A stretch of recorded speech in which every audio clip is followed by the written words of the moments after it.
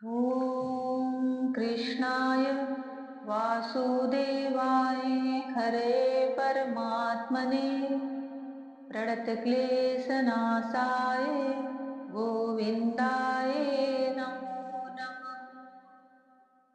गोविन्दाय नमो नमः। जय श्री कृष्णा। मेरी सोल फैमिली आध्यात्म आपके अपने चैनल पर आप सबका बहुत बहुत स्वागत है। श्रीमद् भागवत महापुराण का पंचम स्कंद चल रहा है और राजा रहुगढ़ के शंकाओं का, संशय का भरत मुनि समाधान कर रहे हैं। उन्हें आत्मज्ञान प्राप्त हो चुका है और वह भरत मुनि को बारंबार धन्यवाद, बारंबार नमस्कार कर रहे हैं। श्री सुखदेव जी कहते हैं, उत्तरानंदन, इस प्रकार उन परम प्रभावशाली ब्रह्मर्षि पुत्र ने अपना अपमान करने वाले सिंधु नरेश रहुगढ़ को भी अत्यंत करुणावश आत्म तत्व का उपदेश दिया। तब राजा रहुगढ़ ने दीन भाव से उनके चरणों की वंदना की। फिर वे परिपूर्ण समुद्र के समान शांत चित्त उपरत इंद्रिय होकर पृथ्वी पर विचरने लगे। उनके सत्संग से परमात्म तत्व का ज्ञान पाकर शौवीरपति रहुगढ़ ने भी अंतःकरण में अविद्यावश आरोपित देहात्म बुद्धि को त्याग दिया। राजन, जो लोग भगवदाश्रित अनन्य भक्तों की शरण ले लेते हैं, उनका ऐसा ही प्रभाव होता है। उनके पास विद्या ठहर नहीं सकती। राजा परीक्षित ने कहा, महाभागवत मुनि श्रेष्ठ, आप परम विद्वान हैं। आपने रूप का दि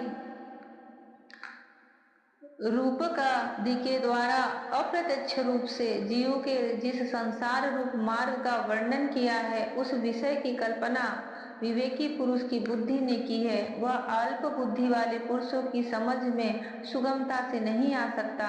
अतः मेरी प्रार्थना है कि इस दुर्बोध विषय को रूपक का स्पष्टीकरण करने वाले शब्दों से खोलकर समझाइए। भटाटवी प्रसंग में भरत मुनि ने जो राजा रहुगढ़ को ज्ञानोपदेश किया,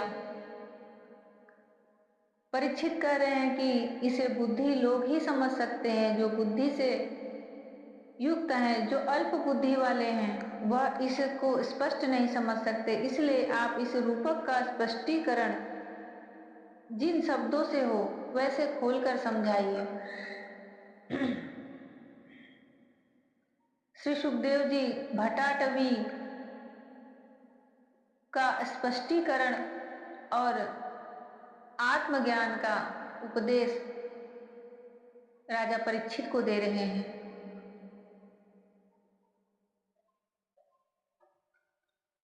श्री सुखदेव जी कहते हैं, राजन, देहाभिमानी जीवों के द्वारा सत्वादि गुणों के भेद से शुभ, अशुभ और मिश्र तीन प्रकार के कर्म होते हैं। उन कर्मों के द्वारा ही निर्मित नाना प्रकार के शरीरों के द्वारा होने वाला जो संयोग वियोग आदि रूप अनादि संसार जीव को प्राप्त होता है, उसके अनुभव के 6 द्वार हैं। मन और 5 ज्ञान इंद्रियां उनसे विवश होकर यह जीव समूह मार्ग भूलकर भयंकर वन में भटकते हुए धन के लोभी बंजारों के समान परम समर्थ भगवान विष्णु के आश्रित रहने वाली माया की प्रेरणा से बीहड़ वन के समान दुर्गम मार्ग में पड़कर संसार वन में जा पहुंचता है। यह जीव के लिए कहा जा रहा है।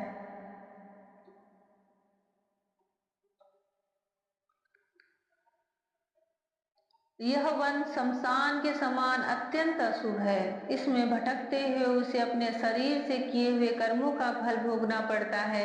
यहाँ अनेकों विघ्नों के कारण उसे अपने व्यापार में सफलता भी नहीं मिलती, तो भी यह उसके श्रम को शांत करने वाले श्री हरि एवं गुरुदेव के चरणार विंद मकरंद मधु के रसिक भक्त भ्रमरों के मार्ग का अनुसरण नहीं करता। जो भट्टाटवी का एक प्रसंग सुनाए थे भरत मुनि, उसी के एक एक शब्दों का रहस्य सुखदेव मुनि राजा परीक्षित के आगे खोल कर कह रहे हैं। यह संसार, जीव, इंद्रियां, भटकना, व्यापार करना, इन सब का एक एक अर्थ राजा परीक्षित को समझा रहे हैं।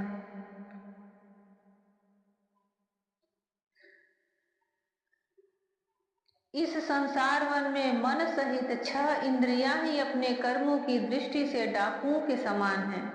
पुरुष बहुत सा कष्ट उठाकर जो धन कमाता है उसका उपयोग धर्म में होना चाहिए। वही धर्म यदि साक्षात भगवान परम पुरुष की आराधना के रूप में होता है तो उसे परलोक में निःश्रेयस का हेतु बतलाया गया है। किंतु जिस मनुष्य का बुद्धि रूप सारथी विवेकहीन होता है और मन वश में नहीं होता, उसके उन धर्मोपयोगी धन को ये मन सहित 6 इंद्रियां देखना, स्पर्श करना, सुनना, स्वाद लेना, सूंघना, संकल्प विकल्प करना और निश्चय करना, इन वृत्तियों के द्वारा गृहस्थोचित विषय भोगों में फंसाकर उसी प्रकार लूट लेती हैं जिस प्रकार बेईमान मुखिया का अनुगमन करने वाले एवं असावधान बंजारों के दल का धन चोर डाकू लूट ले जाते हैं। ये ही नहीं, उस संसार वन में रहने वाले उसके कुटुंबी भी जो नाम से तो स्त्री पुत्रादि कहे जाते हैं किंतु कर्म जिनके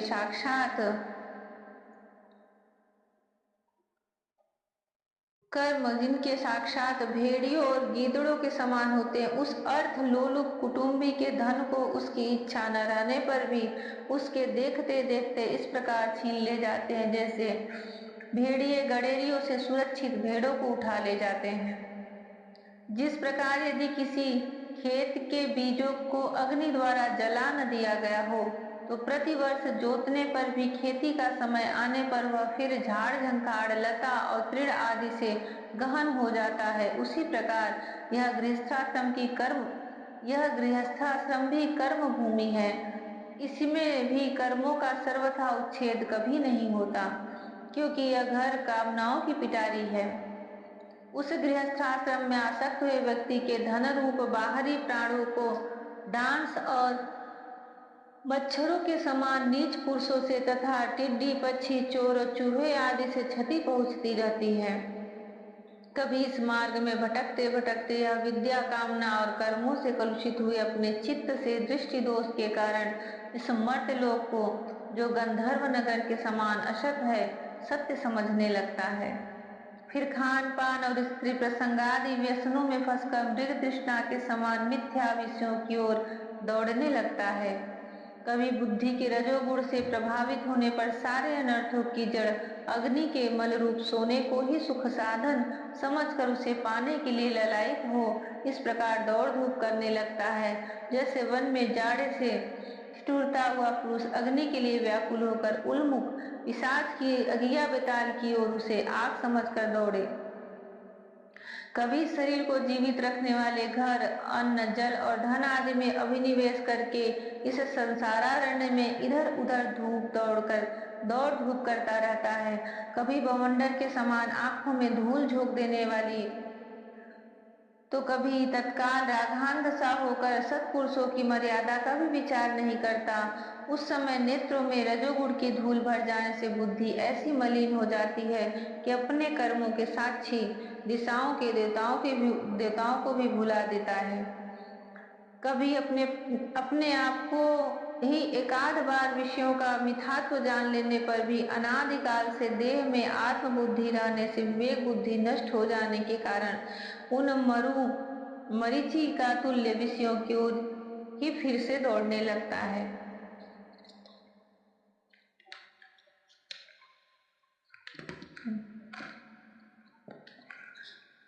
कभी प्रत्यक्ष शब्द करने वाले उल्लू के समान शत्रुओं की ओर परोक्ष रूप से बोलने वाले झिंगुरों के समान राजा की अति कठोर एवं दिल को दहला देने वाली डरावनी डांट डपट से इसके कान और मन को बड़ी व्यथा होती है। पूर्व पुण्य क्षीण हो जाने पर यह जीवित ही मुर्दे के समान हो जाता है और जो कारस्कर एवं काकतुंड आदि जहरीले फलों वाले पाप वृक्ष हो इसी प्रकार दूषित लताओं और विषैले कुओं के समान है तथा जिनका धन इस लोक और परलोक दोनों के ही काम में नहीं आता और जो जीते हुए भी मुर्दे के समान है उन कृपण पुरुषों का आश्रय लेता है। कभी असत पुरुषों के संग से बुद्धि बिगड़ जाने के कारण सूखी नदी में गिरकर दुखी होने के समान इस लोक और परलोक में दुख देने वाले पाखंड में फंस जाता है। जब दूसरों को सताने से उसे अन्न भी नहीं मिलता, तब वह अपने सगे पिता पुत्रों को अथवा पिता या पुत्र आदि का एक तिनका भी जिनके पास देखता है उनको फाड़ खाने के लिए तैयार हो जाता है। कभी दावानल के समान प्रिय विषयों से शून्य एवं परिणाम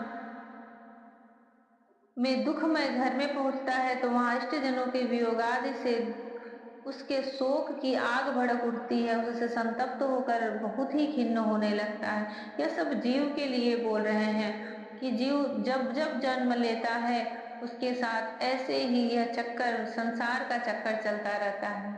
माया उसे ऐसे ही घेरे रहती है, आच्छादित किए रहती है। वह कितना व्याकुल होता है, तड़पता है, फिर खुश होता है। उसके जीवन में कैसे कैसे प्रसंग आते हैं, कैसे सुख को सुख, सुख दुख को दुख समझते हुए, उसी में भ्रमित होते हुए और अपने आप को देह समझते हुए संसार में जीता रहता है। मृत्यु को प्राप्त होता है, फिर जन्म लेता है। कभी काल के समान भयंकर राजकुल रूप राक्षस इसके परम प्रिय धन रूप प्राणों को हर लेता है, तो यह मरे हुए के समान निर्जीव हो जाता है। कभी मनोरथ के पदार्थों के समान अत्यंत असत पिता पितामह आदि संबंधों को सत्य समझकर उनके सहवास से स्वप्न के समान क्षणिक सुख का अनुभव करता है। गृहस्थाश्रम के लिए जिस कर्म विधि का महान विस्तार किया गया है उसका अनुष्ठान किसी पर्वत की कड़ी चढ़ाई के समान ही है। लोगों को उस ओर प्रवृत्त देखकर उनकी देखा देखी जब यह भी उसे पूरा करने का प्रयत्न करता है, तब तरह तरह की कठिनाइयों से क्लेशित होकर कांटे और कंकड़ों से भरी भूमि में पहुंचे हुए व्यक्ति के समान दुखी हो जाता है। कभी पेट की असह ज्वाला से अधीर होकर कुटुंब अपने ही कुटुंब पर ही बिगड़ने लगता है। फिर जब निद्रा रूप अजगर के जंगल में फंस जाता है, तब अज्ञान रूप घोर अंधकार में डूबकर सूने वन में फेंके हुए मुर्दे के समान सोया पड़ा रहता है। उस समय इसे किसी बात की सुध ही नहीं रहती। जय श्री कृष्णा। यहाँ जो भी सुखदेव मुनि कह रहे हैं, आप लोग उसको इतना अवश्य समझ कर पढ़े कि यह ज्ञानियों के लिए है। संसार में रहने वाले जो बुद्धि जीव हैं, उनसे परे, कर्म कांड से परे, गृहस्थाश्रम के जो नियम होते हैं उनसे परे, यह एक शुद्ध आत्मा के लिए सुखदेव मुनि राजा परीक्षित से कह रहे हैं कि जब तक वह अपने आप को आत्म स्वरूप नहीं समझकर जीव मानता है, तो उसके साथ कितनी विपत्तियां, कितना सुख, कितना दुख, कितने कष्ट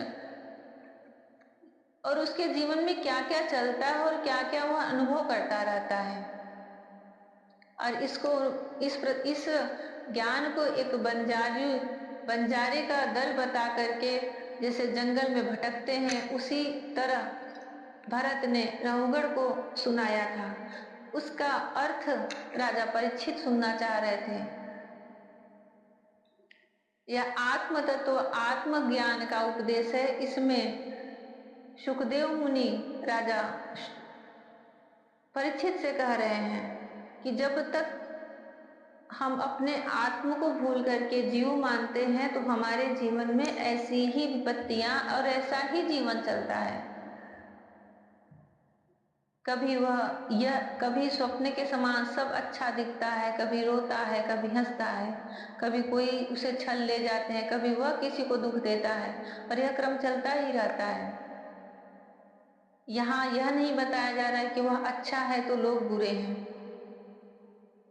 यहाँ आत्मज्ञान, आत्म तत्व के उपदेश के अनुसार इन शब्दों को खोल कर कहा जा रहा है कि जीव कभी दूसरों को कष्ट पहुंचाता है, कभी खुद कष्ट पाता है, और यह क्रम निरंतर चलता रहता है।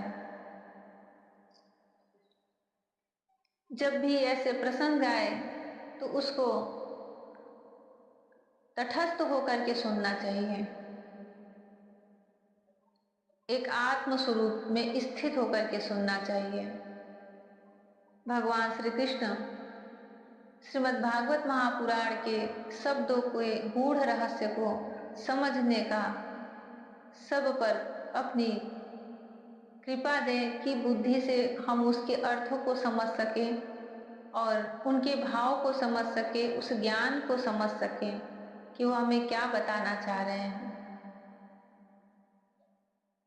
श्रीमद् भागवत महापुराण सबका निर्विघ्न पूर्ण हो। जय श्री कृष्णा। राधे राधे।